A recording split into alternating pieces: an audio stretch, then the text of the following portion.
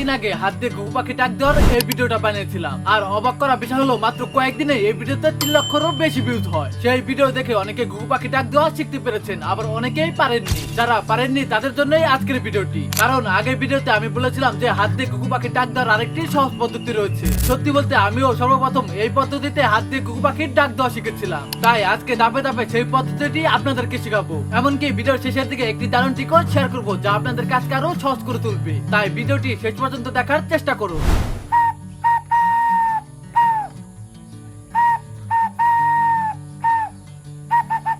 এই পদ্ধতিটি আগের থেকে কিছুটা ভিন্ন হলেও এর মাধ্যমে কিন্তু একই ধরনের শব্দ বের হয়। পদ্ধতিটা ভালো করে দেখুন।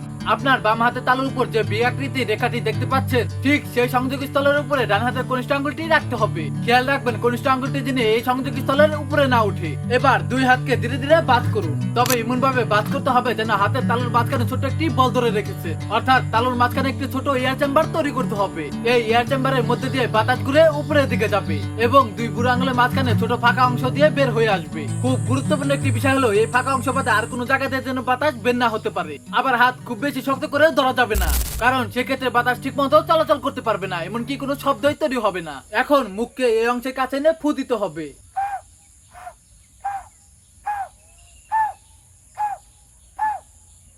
প্রথমে ছোট ছোট করে ফু দিয়ে চেষ্টা করুন। যদি কাঙ্ক্ষিত শব্দ না আসে তাহলে হতাশ হবেন না। মুখের অবস্থান সামান্য এদিক ওদিক করে দেখুন এবং কখনো আস্তে কখনো একটু জোরে ফু দেওয়ার চেষ্টা করুন, কারণ মাত্র কয়েক মিলিমিটার এদিক ওদিক হলেই শব্দের ধরন সম্পূর্ণ বদলে যেতে পারে। এভাবে কিছুক্ষণ করার চেষ্টা করুন, শব্দ ঠিকই বের হবে। সত্যি বলতে এটা 2-1 মিনিটের ব্যাপার না, এর জন্য দীর্ঘ সময় অনুশীলন করতে হবে। তবে একবার যদি সঠিক শব্দ বের করতে পারেন তাহলে পরবর্তীতে এটা করা অনেক সহজ হয়ে যাবে। এই পদ্ধতি ব্যবহার করে কে কে করতে পেরেছেন অবশ্যই কমেন্টে জানাবে। আর আপনি যদি এখনো না পারেন তাহলে চিন্তার কোনো দরকার নেই, আমার আগের ভিডিওতে দেখানো পদ্ধতিতে চেষ্টা করতে পারেন। ভিডিও লিংক কমেন্টে দেওয়া থাকবে।